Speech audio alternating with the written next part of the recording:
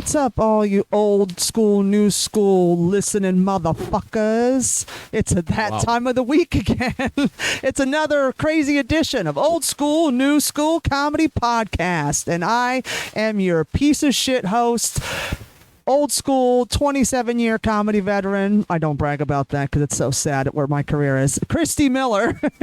And with me in the studio this week is a really dear friend of mine. On week one, we had his business partner, Kenny Warren, on, who he co-started the Grisly Pear Comedy Club in the West Village, which soon branched up to a whole new location in Midtown Manhattan. So now there's two locations. And here's the other half of that comedy duo, that business entrepreneurship. He's been doing stand-up for about 13 years now. He's a dear friend of mine. I love him to pieces. You're going to love him too if you don't already. Mr. Gabe Dorado. Hey, what's up? I still feel like it's my first week. I know. Stand-up. After watching your set, it looked like it too. Whoa. I'm just kidding. No, you're not. No, I'm not. Yo. Berry ribs, baby. Yo. Right before we started the show, we were doing our best Berry Ribs impression. I was a cancer survivor. My wife was a cancer. We love Berry Punchline. Ribs. Crickets. Karen. Oh, God, stop with the Berry Ribs. We can't help it. We're so retarded. So, Gabe Dorado, you are coming up on year 13 in your comedy career. So, tell me about, because I would consider, so you really were raised in the tech age of stand-up where people are getting noticed on TikTok, not necessarily for being great comics, but for putting out silly videos and making it and taking over the clubs and the bookings and all the shows that are drying up because they're trying to fill audiences with TikTokers and you have a big following, we'll book you for a whole weekend. So you're being raised in that whole thing. And how are you doing it? And what is your take on it? I think I'm starting late in it, actually, because I think my mindset still applies to the old school mentality of comedy, which is become a good comedian. Yes, you definitely have that. And I still think like that. And obviously, you need a big following. But there's an old interview that I saw from Ellen DeGeneres, and it's funny hearing somebody like that's already up in that level talk about her first year doing comedy, and it's kind of hilarious because it applies to what's going on now with all these kids that are overnight sensations, not even overnight sensations as comedians, just to have 1 million TikTok followers and they're getting booked. She won an award that was funniest woman in America, and because of that, now everywhere she was booked was the funniest woman in America. And she said realistically she only had like 8 minutes.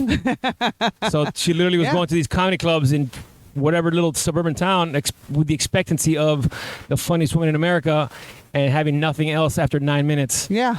And in her first year, she basically had to learn how to do stand-up comedy. Yeah, and that's so huge that you brought that up because that's exactly what's happening. These kids don't have the time to fill headlining spots. They don't have 45 or an hour. They barely have 10 at the most. It's confusing to me now when I hear these, we just call them kids. Yeah. And they're like, I'm headlining tomorrow. I'm like, where? And somebody actually paid you to headline. And I'm not trying to hate, but no, it's just you're trying to figure it out. Like you have no set. Like it's crowd work, and you talking is not an hour set. It's not a 45-minute set. Yeah. It's not a headliner set. It's not even a fucking open. It's not even a feature set. Yeah. It's not even a guest spot. So that baffles me now, but that just shows. I think in a way we have like a victory in its own sense because we've already established ourselves. Like you're a good comedian, and you constantly the process and the application that you need on stage to become a good comedian. But now we're behind on the following part. Yep. But I think that happens. I don't say that happens easy. I just think you have to apply it now hard the way these people do. Yeah, and I always see, because I've been doing this 27 years, so I started out in the mid 90s when there was barely electricity, let alone technology with social media and every fucking platform possible to get yourself worldwide. And back then, it was that you had to be good to get booked. So we hustled, we wrote, we fucking grinded. And these kids' grind is just getting followers. And what I'm finding now is like everything goes in cycles. Like, do you remember back in like 2009-ish, around there, when Twitter was like a big deal? Like, that was the new thing in 2008. And Ashton Kutcher was the first celebrity to get 1 million followers, and everybody's like, whoa, 1 million followers? So then the comedy club started going, hey, you have to have Twitter followers to get booked, because they didn't want to spend money on marketing anymore, because it was still coming out of the dark days. Still a bringer. It's old school bringer. Old school bringers. Yeah. And so people got hip to it and started buying followers so they could get booked. And then they found out it was all bots and all that shit. And Isn't Dane fake. Cook like the first one that capitalized on that? Yes, Dane Cook started the whole thing with MySpace. Yeah, he's booking colleges because he had like, I have this many followers on MySpace. He created the social media platform of showcasing yourself as a Dane. It's so funny. Everybody makes fun of Dane Cook, and so do I. I'm so guilty of it. But the fact is, he started the social media platform for comics. He showed that, and he also created the whole generation of calling people Karen. Like, that was his bit, and it became this worldwide thing of calling a white woman crazy, complaining, a Karen. And it's so hilarious how he created a phenomenon. But everybody hates this guy. I wasn't doing stand up yet. I was just doing improv at the time. This is like 2006, 7. Sure. And I wasn't a fan of Dane Cook at all. Of course. And I just didn't really know. I didn't know the MySpace shit. I never really saw him perform. Yeah. And a buddy of mine, I was in my improv group, was like, dude, he's playing at MSG tonight. Like, let's go scop some tickets. And I'm like, nah, fuck Dane Cook. Dude, and we bought tickets. He sold out. Yeah. First of all, sold out MSG. Yep. Which is sick. He's the first comic of our generation after Dice to sell it out. Blew me away because he's a hell of a performer. It didn't matter how good his jokes were. 100% commitment into every act, that like you have no choice to laugh because he's giving you, and his act outs are amazing. Well, he doesn't hold anything back. No. Which is like a learning lesson. A lot of times when you do a joke and it doesn't get a laugh, it's not even because the joke wasn't good. It's just because you didn't commit to it 100%. Yep.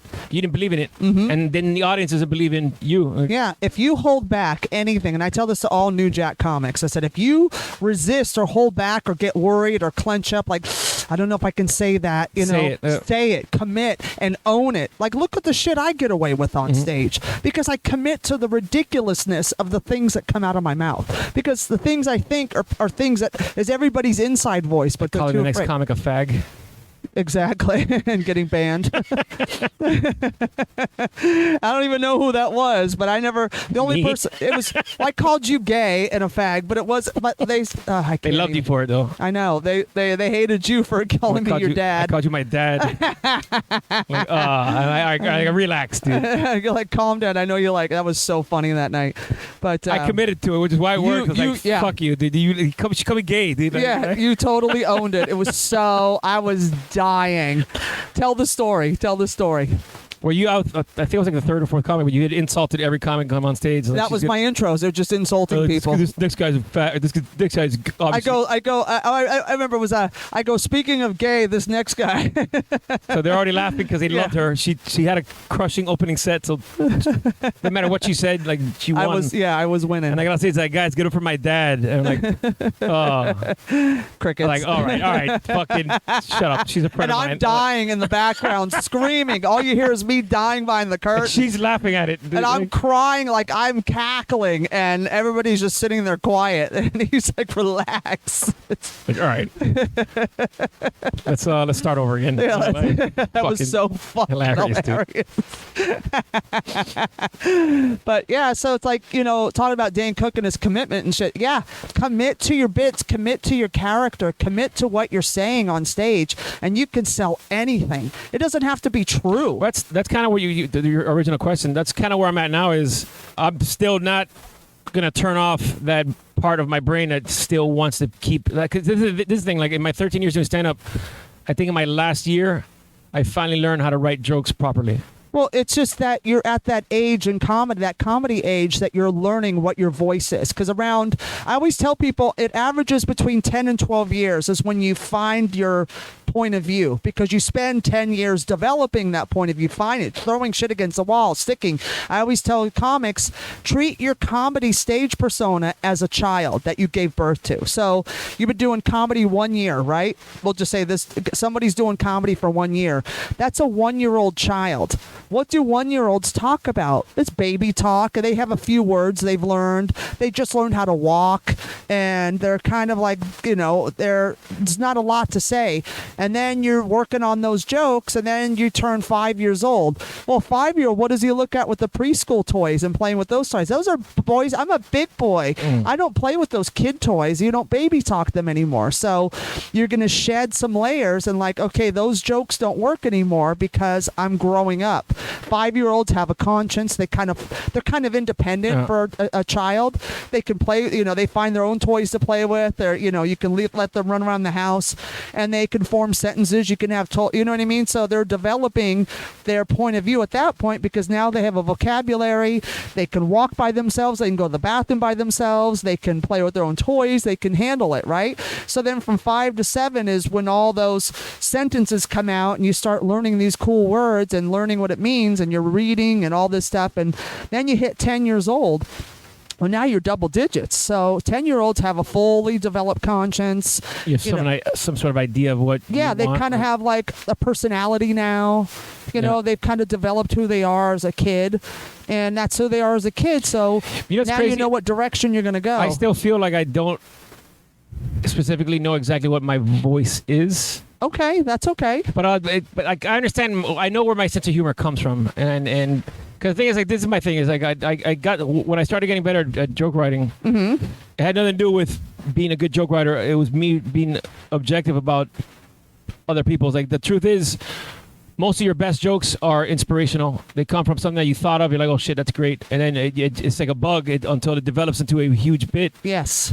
But I got to the point now. I was like, man, like, that shouldn't be the only way that I write jokes. Like, if I was a writer for late night, these guys have to write 100 jokes a day. Yeah. And so there is, and not in their voice. So that's the they thing. They have is, to like, write for another voice. There is devices and joke structures and exercises that you can do to be able to that anybody can write a joke. I really think anybody can learn to write a joke. Absolutely. Not everybody is funny. Yeah. But we're human beings. Everybody has a sense of humor. Yeah, and also everybody has emotions and thoughts and funny thoughts, things that make them laugh. And then they also have things that they feel they're, because people are afraid of what other people think of them or how other people are going to react, so they hold back and they get uptight. And that's where you see these new kids trying stuff. They try to be edgy. It's like, but you're not an edgy person. That's why it's not working. But you're finding it. And when you find like the style, like you'll know when you let go of your head and your gut starts guiding you. It's funny you say that, because what's been happening organically in the last year, I think, is that what I've been trusting. A lot of my jokes come from me. They come from, I'm Cuban, I'm in a relationship, I'm getting older, absolutely. which is fine. But I'm trying to trust, and I'm having more like satisfaction doing it, commenting on shit that bothers me in society and life. Of course. And just having that trust is just like trusting coming from your gut and not from your fucking head. Exactly, because you can get in your head and talk yourself out of anything. Because I'm gonna get hated. Like I'm gonna get canceled. I'm gonna get a bad. Like. You ever notice when you go on stage and you're all up in your head and you got all these thoughts and you got a bunch of shit on your mind and it doesn't really translate because your head is severed from your gut. The audience doesn't exactly understand why, but they just know that it's not you don't organic. believe it. Yeah, because you're not selling. You're not committing. Because you're not connecting to your gut. And when you go, and then there's nights you'll know when you go on stage, and it's like and this is where you know. You do a new joke with no punchline, but you feel it. Yeah, but also I always tell people too is when you go on stage, when you let go of your head. And you don't know where, like, you come off stage and you're like, whoa, what just happened? Like, you can't remember until you listen back. If you record, I record everything just for writing purposes. And you go back and listen to it and you're like, holy shit. And that's when you know you found your voice and your trust in your gut. When you go on stage and you don't remember anything and you just murdered, that's when you know you've totally cut your head off and totally trusted your gut instinct. Well, I mean, I think this goes back to what we were originally saying is the difference between becoming a good comic and focusing on your social media following is once just like playing sports, you've gone out there and you've done everything in preparation for that game. Yes. Now go play the game. Mm-hmm. Like you know how to throw a jab cross hook. You know how to, the football. You know how to fucking run a pass to the right. Yep. And the opposite line. Everybody knows what they're doing. But now, like, we're in the middle of the game. Just do it. Like, don't think about it. Like, we're doing the play. Yep. Hike. We're doing this play. So it just go. Don't think about. Well, I don't know what the other side's gonna do. Is the defense gonna get upset? No, fuck the defense. Prepare for a reason. Like you see the way he's standing. Now apply. Like it's the same thing. Like, 100%. Which I think it's. I think you don't stop learning about comedy. Never. I'm 27 and a half years in, and I still learn new things about myself. Like I peel more layers. I can't wait till 30 years because that's another huge layer that peels that I'm so excited to experience. And I think that's like kind of a gift in its own way because you've been developing for 30 years. Mm-hmm. And because we didn't focus on that social media part, and now we are, and you're slowly growing. Like, how come we never heard of this person? This person is a monster. Like, when my album came out, March 24th, Brutally Yours on iTunes, Spotify, Amazon Music. I was there. You can hear my laugh. Yes, Gabe was there, and it just so amazing. Awesome, actually. It was. You inspired me that night. Aww, it was badass, dude. It was so much fun, and I have people write me from all over the country. They're like, how come I've never heard of you? This album is hysterical. And it's like, that is like, oh my God, like that feels so good. They're like, why have we not heard of you till now? And I said, well, I didn't suck the right dick. And then they start laughing, which is true. True. You want to break it down like a 5-year-old. I sucked all the wrong dick. I didn't sleep my way to the top. Like, for a woman, it's different than for a man in this industry. That's why we see these girls on Instagram, these quote unquote comics. Well, that's why a lot of girls get. That's how they get the comedy center fast. Yeah, exactly. No, I'm dead ass serious. You nailed it, and it's just like they're like their little selfies with their breasts hanging out and their asses and posing and bikinis, and it's like, funny. Where's the joke, bitch? It's like.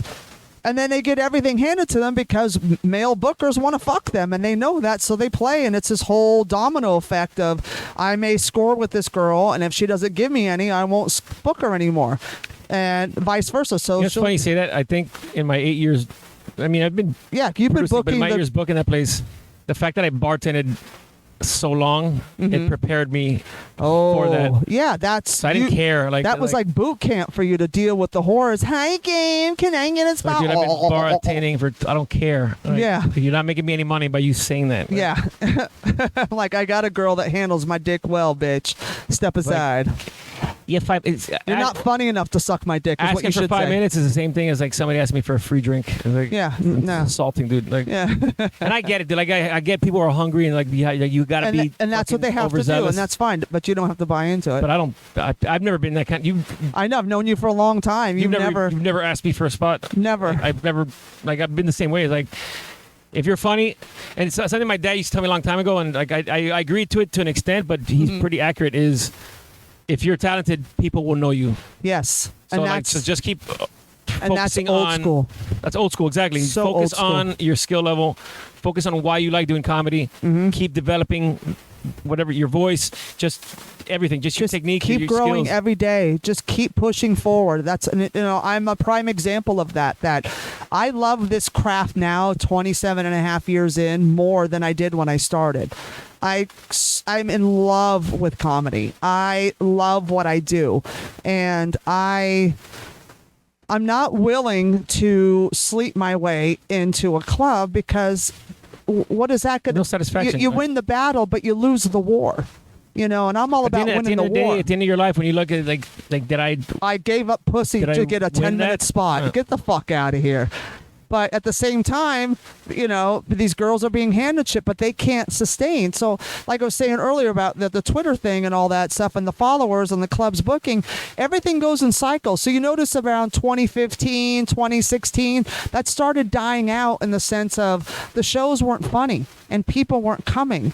And so they started cycling in more funny comics and started doing, like, that's one thing I love about That's here. always going to benefit us still. Yeah, exactly. So we're always going to sustain. Those people will fall off. Like I was saying, like it's a cycle. Those comics aren't going to last. It's like 5 minutes of fame. Like in the old days when we were younger, the old Andy Warhol, everybody has 15 minutes of fame. Well, now because of 30-second reels and 1-minute reels, it's now down to 5 minutes at the most. Yeah. And the fact is that funny is funny. You can't take that away from us, that we've grinded and busted our asses and created our own lanes. And then they'll fall to the wayside. That's one thing I love about here at the comic strip where we broadcast every week is that Tommy and Jeannie, they don't give a shit about your social media following. They're still in the old school mentality. They book according to... How long have you been doing the podcast here? God, when did I start this? March? February? Cool. Something like that. Yeah, we started it here. And then, but yeah, I mean, that's one thing. I recorded my album here. You know, I used to do a monthly here with Mark Riccadonna when I used to have my old podcast, Celebrity. We used to do a live show here. It was so much fun. And that's the thing I love about the comic strip is that they're still booking on the sense of who's funny. Yeah. Who, you know, they don't care about ageism. I had one of the comedy clubs tell me I was too old to play their club. And I won't say the name, but it rhymes with Stand Up New York. So Nice. So I like how I did that, the subtlety of my horribleness. So that's the thing I love about the strip. It's just old school. They know what's funny. They book strictly on like what the audience is, like the time, whatever. That's the one thing that I can take pride in, like that me and Kenny did. Is, Yeah. Like we just like if you're funny, You're in. you're funny. You're in. Like Yeah. that's it. Don't be annoying. Just be funny. Like, Yeah. Just nobody cares. Be funny. Yeah. Like if I always said like with my buddy Eric Marino, like who I take on the road with me a lot, and he used to write for Saturday Night Live and Weeds and all that shit, and he wrote. You wrote for Weeds? Yeah. No. I knew SNL. Yeah. So he was also his first writer's assistant job was the Ellen sitcom, Wow. and it was the puppy episode. Was what it was called. It was the episode when she came out of the closet. No shit. Yeah. Wow. So he was a part of that, and so he's been in the game since then. So. He's still grinding. We always laugh about opening a comedy club that's just called Nobody Cares, Be Funny. That's all it's called. Like, nobody cares. I don't care how many followers you have, because that's the one thing about the old school mentality. And like growing up at the Comedy Store, like I did with Mitzi Shore, and she saw every comic. She passed every single comic, and she knew where to put people, how to develop people, and she really gave me a freedom to be, you know, just to explore and grow, you know. And I loved late nights at the Comedy Store. Those were So you get magical. to develop probably. Yeah, I developed so much out there, and it's amazing on that stage. Is magical, and it's like, you know, she just would book what was funny, you know, and she. What was knew. her like? I won't say like advice, but like, yeah, I guess like how would she how would she implement like what she wanted out of you? Like, She would tell me, just be yourself. Just don't hold back. That's how she talked. Because anybody that talks about Mitzi Shore, we can't can't tell Mitzi Shore stories without doing, oh God, he's terrible. I remember one night somebody was showcasing. It was a Sunday night, and I was she hosting. said about Louis C.K. He's bad. Oh God, He's got a special already. Yeah, No, I don't want him. But she didn't like polished comedians. Like cruise ship, corporate, she hated them because it was too polished. There was no. Her husband was clean, right? Like, Yeah, and Sammy, and but it's like she liked rough around the edges because she liked the little grit. She liked the layers because then you can peel those layers and find the magic. But she liked people a little rough, a little weird, because it added to their character. It made them definable. Going back to your voice. Yeah, Yes, right. exactly. So it wasn't like, what's with these people? I mean, hey, they got heads and arms. I mean, what's that about? Like, it's not, I didn't mean to do the Jerry Seinfeld, but, you know, but it was like those corporate-y, those were at the Improv. Like all those corporate, cruise ship, clean comedy, dry bar, dry pussy, whatever you want to call it. it was at the Improv, and the Laugh Factory was all the Wayans brothers and the WB. Really? Well, yeah, okay. because Jamie Masada, we go the other way. They all do the white clubs, I do the black clubs. I go the other way. And then Mitzi was like Animal House. Like we were the College. misfits. We were the degenerates, and we all had grit and injuries, old war wounds, you know. And it's like we would go up on stage like, when I was your age, you know, we didn't have electricity, and we got the light from the candle, and they'd set See, it's fires. funny. It goes back to that's a perfect example of the Mitzi Shore philosophy is become a good comedian first. Yes. And then late night will give you your 100,000 followers on Instagram. Yes, 100%. Yep, and she would put the cleaner comics on until 10 o'clock, and then 10 o'clock would switch because there was a comic every 15 minutes. So at 10 o'clock was usually Brian Holtzman, and the lights would drop. My God. And Holtzman would do a half an hour. She would give him a 30-minute. That was her baby. And Dude, I didn't know who that was until I watched the documentary of the Comedy Store. really, And blew he's me away. a god. Dude. Yeah, that's my baby. He says this. I forgot what the joke was on the it's like episode 3 of the Comedy Store documentary, and it bombs so bad. So bad. Oh, And the whole audience is awkward, and he just embracing it. yep. And No, then he fucking makes a comment that just destroyed. destroyed, and it Yeah. didn't matter how bad the bomb was. Like Yep. he crushed. Like it He, was so awesome, dude. Brian Holtzman is a one of a kind, crazy. And he would person. shit on Mitzi on all his like she doesn't even fucking book me. Yeah. This fucking bitch. Like, And what's so funny is he had spots every night. He was the class favorite. He was mom's favorite. You know, our godmother's favorite. You know, Holtzman was a legend, and that is a guy. One of the few people I have watched bomb so hard that and then turn it around, and not give a shit. not give a shit. That's and the I difference, learned dude. like between him and working with Paul Mooney all those years and watching them turn an audience against them and then flipping it around and bringing them back. And it's like, yeah, that's Comedy Store magic right there. You have to have no fear on that stage. And Brian Holtzman is the king That to of me is- no fucking fear. in my experience doing stand up, that to me is the ultimate mastery. Is purposely losing a crowd, Yep, knowing that you can get them back. exactly. And I've only seen a few people be able to do that. yeah. It's like obviously Chappelle and all these guys, but like in person at like Tony Woods, Bill Burr. Bill Burr, like but just lose them on purpose, Yeah, knowing he could get them you're back. gonna love me so much at the Yeah, end. Like exactly. And that's that's mastery. Like, yeah, that's master of the craft right there. 100%. 3, 2, 1. Part 2 of Gabe Dorado. Yeah, like did you heard about that thing about Bill Burr in Boston? It's one of my favorite stories I've ever heard. Boston or Philly? I thought it was Boston at the theater. Oh no, the Philly one is when everybody was heckling all the comics and he just insulted everybody. Well, there was one show, I thought it was Boston. Tell me that story too. Where he was just going off, like he was just bombing. The audience was like irritated and booing him. And then he turned around at the end, he got them all back and they were cheering. Oh really? I've never heard of this. Like, Yeah. I And wanna- like he I'd was love to out watch there that. bombing. They hated him. They were mad at him. I don't know. Maybe it's the same story. This one's called the Philadelphia Incident, and he goes off. This is actually what made him like Superstar. viral famous. Right. Like because I knew comedy, like from liking comedy and watching. Like they knew him from the Chappelle Show. I used to do the Pasadena Ice House Annex. They built a new room off to the main room. Yeah.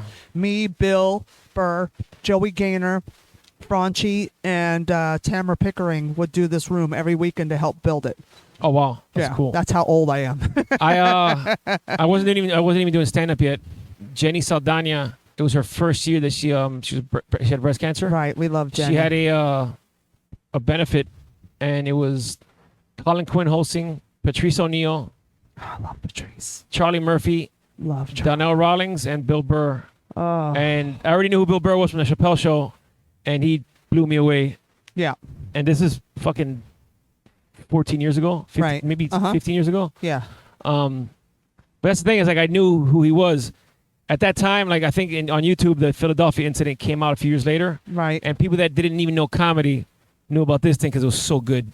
He goes up 5th, and it's in Philly in like an outdoor place, and you could just tell by the way he gets on stage how bad the audience was. He was basically defending all the comics from before because they all got booed and heckled and fucking amazing. Bombed their ass off. So this has got to be the same story, and I probably and he's just like, don't bunch remember of it right. fucking losers. Bunch of fucking losers. And he knew exactly what minute he was in. He did 15 minutes. Right. And like minute 4, he's like, I got 11 minutes left. And I'm doing this is it. And I'm doing all 11 minutes. You bunch of fucking losers. And every minute he just picked. And it's funny because you could tell he used bits that he used to do about Philly, about shitting on Philly. Right. But it was with malice. Right. And but at one point, like 8 minutes into it, people are dying of laughter. And at one point I think he calls somebody in the audience a fucking cunt. And he goes, wow, it took me 9 minutes to say cunt. And he's just laughing. He has a dumb smile on his face. He's like, I'm actually enjoying this. He goes, by the way, I am selling my CD after this. But everything he goes, bunch of fucking losers. Like the terrorists will never bomb your bridge because you're a bunch of fucking losers. And he goes, like, what else? He goes, you guys got a statue of Rocky. He goes, 3-foot fictitious fucking Italian character. You guys won't have Joe Frazier because he's black. A bunch of fucking racists. He goes, I hope all of you fucking losers get out of here and get your car broken down in Camden and you get fucking raped by a bunch of black dude, like crazy. To a point that like he got like a standing ovation at the end of it. Like that is the craziest thing I've ever seen in my life, dude. And that's a Philly crowd. 100%. I'm sorry, they're trash, but I fucking love I've done performing a few shows in Philadelphia. It is the greatest piece of shit city. It's weird because they're just dumb. Yeah, it's like just under Staten Island You're just Philadelphia is the Staten Island of Pennsylvania. 100%, it's just dude. garbage, and I cannot get enough of Philadelphia fans. I love them because they're such horrible people. Richie, they used to bartend at the Grisly Pear from Staten Island. Chrissy Miller. Oh yeah. That guy is such a pure Staten Island idiot. I love him to death. He's one of a good friend of mine. He's so great. But he was hammered one day at the end of his shift, and he had 3 of his other friends. I like that you said one day. Yeah, right? He had 3 of his other Staten Island friends at the end of his shift, and they all sounded, in their own way, different but identical. With the fucking stupid, like, just talking nonsense. Like, that's you have to perform in front of if you do a show there. Like, like 100 people just like that. I did shows with Andrew Dice Clay at Soul Joel's. So all the Philly trash comes strolling in. I'm like, is it garbage day in King of Prussia? Oh, we were dying. I laid into these people. I cussed out the DJ for fucking up the intros because he was trying to make the show the first night about him. Oh, my God. And I cussed his ass out. Dice is dying. He goes, you wanted to fight the DJ. And I said, yeah. And I would have whooped his fat, ugly ass. I would have punched him right in the fucking man cunt. That fucking loser. And I just roasted these people because they were drunk and trash and, whatever. But they were amazing. Like, I was so in love with them because they were garbage. And I love garbage. I'm like Oscar the Grouch. I love garbage. Garbage is weird because this is a perfect example of like people that don't know how to handle it. Like, for example, like the midnight shows of the Pair. Right. A majority of the time, it's a garbage audience. Yeah. But you have to go on stage with a garbage mentality. Yeah. And they love you for it. Yeah. If you go like, oh, you guys are... Okay. Like, what's wrong with you guys? Yeah. Like, they'll eat you alive. They will murder. Fuck you. Yeah. Fuck you. Fuck you. The next guy. Fuck your mother. Like, fuck your mother's mother. Dude. I will fuck you in the ass. Like, this guy's a good comedian. Like, yeah, fuck you. Oh, like, there was nights when you would call me to host. Like, hey, could you host tonight? I'm like, sure, I'll fucking tear these people apart. And I would just maul them to death like a lion, like in a zoo. Like, I was a fucking lion and you fell into my pit, and I would just maul these people, and they loved There's something it. about doing those late shows. I had this conversation with somebody last night. But I just think there's a bigger satisfaction. Like, for example, like the earlier shows, like you said, how Missy would put like the cleaner people. Yeah. I think in the early shows, people that go watch comedy, their expectancy is to hear punchlines, Right. jokes. Yeah. That's it. Yeah. If you go, like, it's funny because if you go with the same attitude that you had like the night before the midnight show, you're scaring them, and then they'll even be hesitant to laugh. But as long as you just say jokes, they like it. Yeah. The midnight show, there's more satisfaction out of it because you actually have to be a comedian. Like, it's not just punchlines. You have to be a ringmaster. You got to give it a handle the punch. lions, the tigers, the 100%, elephants. dude. You got to handle all the animals in the circus. And I remember, like, I would love, because for me, I would like, okay, this is the scenario of the Grisly Pear in the West Village that Gabe and Kenny started. You'd go in there, these people already felt like they've been duped because the signage, because nobody wants to put, the owners don't want to put money into signage because it was originally a dive bar with the back half. I mean, this is like prime real estate. And the back half of this bar was this empty room with a stage that had storage in it and boxes and crap. Well, you know how it started, right? Yeah. Crashing. Yeah. Yep. We were already, I was producing 2 shows, just like a Thursday and a Friday. Right. And Kenny was producing Sunday and Wednesday. Right.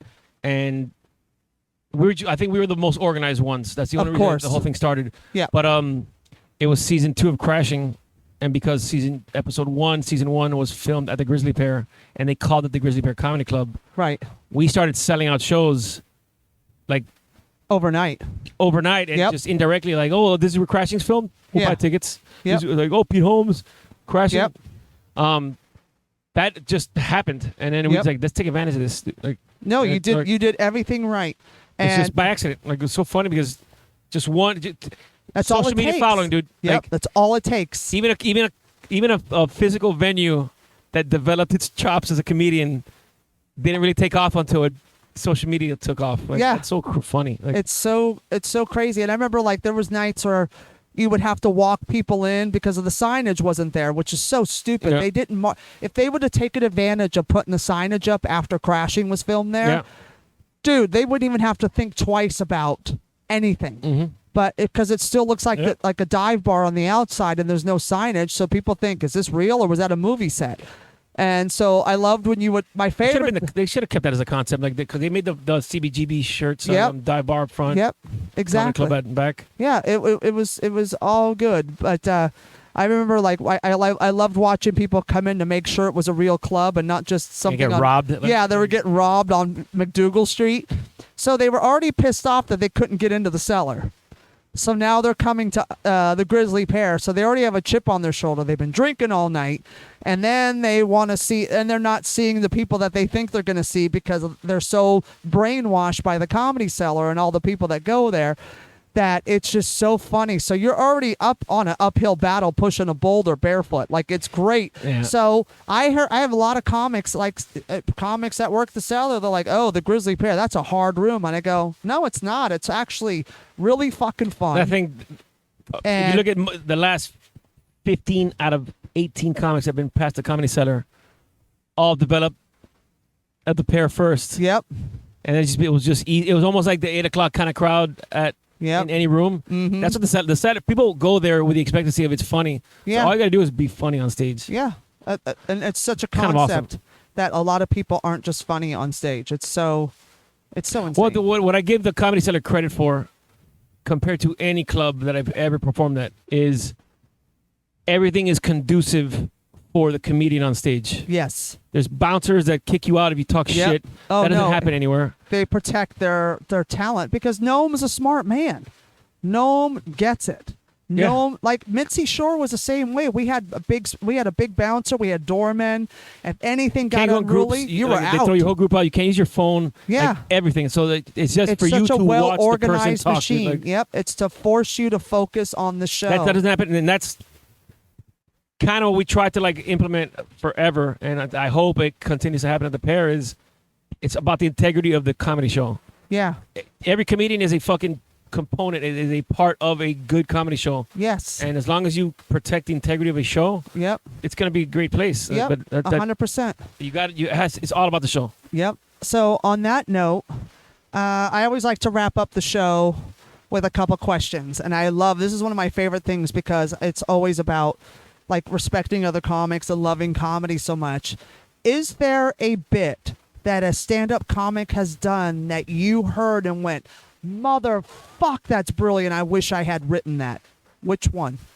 There's a few, but Okay. one of my main, the one that's he's not even a famous comic yet. Doesn't matter. His specials on YouTube right now. Alan Fitzgerald. Mm-hmm. He's to me probably in my close proximity of comedians the best joke writer I know. Nice. You've seen him perform. Yep. Beard, Mm-hmm. silly looking guy. He's great. He looks like James R. Tolkien. Hysterical. J.R. Tolkien. Yeah, J.R.R. James. That's Whatevs. call him Jimmy. J.R. He does a joke about he goes, my girlfriend is gender fluid. He goes, if you don't know what gender fluid means, is sometimes she considers herself a woman, and sometimes she considers herself a man, and sometimes I get to hit her.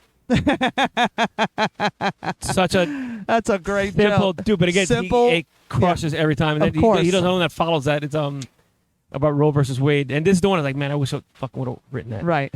It's like Roe versus Wade just had its decision. He goes, I think it's terrible. They closed down all these abortion clinics. Where else am I going to yell whore on the weekend? Like, he goes, guys, I'm banned from Hooters. Like, I hate you so much, dude. That's hilarious. Such a great joke. The original joke that of a famous person that I was like, man, that's the jokes that I want to write is Bill Burr's joke about his pit bull. He goes, I have a pit bull. They say dogs act just like you, and it's not a good thing because my pit bull's crazy. And he's just trying to make me happy. And it's not my fault. It's like I'm just giving this dog all my hateful energy towards it. So I'm watching the news or I'm watching sports. And I'm like, you got to be fucking kidding me. The dog's just in the corner going, yeah, you got to be kidding me. So I didn't realize I was just applying all this hateful energy to my dog. So every time I was walking him, he thought he was doing a good job because he's trying to act just like me, fucking angry. So you see the postman is like, is that him? Is that him? Go get him. Like, no. And I have to protect the mailman from my pit bull fucking killing it. He's like, I did good, right, Dad? I did good. That whole bit, it's like a 5-minute joke, but it's so brilliant, dude. Yeah, it is, because that's exactly how pit bulls are. They're dopey, and they just want to please their owner. I think all dogs emulate their owner. Because they're empaths. That's why I don't think there's bad pit bulls. I think there's dickhead owners. It's all the owners. I love pit bulls. I used to live one. with 2 pit bulls. Yeah. They're awesome. Yeah, they're the greatest dogs. I knew one that was an asshole because the owner was an asshole. Yeah, they're empaths. They're there to heal us. Yeah. Now, every comic loves a good street joke. We sit around and talk this shit. Paul Mooney used to close his sets with street jokes and Mooney-ize them. What is your favorite street joke? Street jokes that he wrote or ones that he liked? No, just what's your favorite street joke, period? Like, would Paul Mooney do street jokes that he liked? Or? Oh, yeah, and he would change them up. Oh, it's hysterical. Nice. He was brilliant. So, if you're sitting around with your boys, what is the street joke that you go to? This is the best worst joke that I love. I remember exactly. I love it. I remember exactly where I heard it. Okay. 2001. When I was a bartender at TGI Fridays in Mobile, Alabama. And one of the kids that worked with me goes, you want to hear the worst joke ever? And I was crying for like an hour. So it's basically, this dad is driving his daughter down the interstate. And it's a long highway. They've been driving forever and it's with his daughter. And there's a truck like blowing smoke and just slowing down traffic in front of him. And the truck fucking throws a dildo out the window, and the dildo lands on the windshield. And the dad's freaking out because he's like, oh my God, I want my daughter to see it. So he puts the windshield wipers on and fucking thing finally flies off. And he's like, thank God she didn't see that. And she goes, Daddy, what was that? He goes, well, don't worry, honey, it was just a mosquito. She's like, wow, that mosquito had a big cock. Like, that's one. And my second one, this one's all about commitment. Okay, you got to commit. When I first started bartending, it's funny, this might have been why I wanted to do stand-up, because I didn't realize it indirectly. I was bartending TGI Fridays at 21 years old, and I learned how to, like, I would just Google really bad jokes so I could say it to my customers. Of course. And this one, to this day, it's a Dane Cook commitment-style joke. Beautiful. It's like, all right, these 2 guys walk into a bar. Bartender comes to the first guy. He's like, hey, what do you want to drink? He's like, I'll drink a Bud Light. He's like, all right. Goes to the second guy. Hey, what do you want, jackass? He goes, "Oh, I'll drink a Bud Light." The bartender goes away, makes drinks, and the first guy's like, "Dude, how come every time we come here, he calls you a jackass?" He's like, "Oh, it's all right. He always says that." Oh my God. And that is my favorite street joke. That's hilarious. That's a commitment joke. That's a commitment and a half. That's See, I didn't hysterical. even. You know what? I probably went 80%, Yeah, and I didn't come in. I was like, Yep. like I should have gone all in. It's your accent that's what held you back because you worked with white trash, but you're not white trash. Fucking- You're white trash adjacent. So That's spick. Like spick light. spick is white trash. Like, That's true. All right, Gabe, I love you so much. Chrissy, Thanks I for love being on you. the Thank show. you. Tell everybody out in the social media world where they can find you on the socials. Cuban is funny on Instagram. Cuban is funny on TikTok. Gabe Dorado in life. Or you have any shows coming up that we can go to? I'm at the comedy shop Wednesday for fuck, I forgot the name of the show, but it's Doesn't matter. I'm on the comedy shop at 8:00. I'm at the Pear that same night on 10:00. Mm-hmm. I'm at the Pear all weekend next week. Nice. Yeah, that's me for next week. Nice. I'm planning to be on the road next month. I think I'm going to Ohio. Beautiful. Well, check him out. Check him out at Cuban is Funny on all the social medias. And this week, tonight, I'm doing a crazy bar show down in Brooklyn or wherever just to work on. And I have a new Crush it. show that we're starting on Tuesdays at Swing 46, right on Restaurant Row in New York City. Oh, cool. At 8:00. And you could also catch me headlining the Comedy Diner in Newark, New Jersey, August 4th and 5th at 8:00. Come on out. Tickets are in my bio.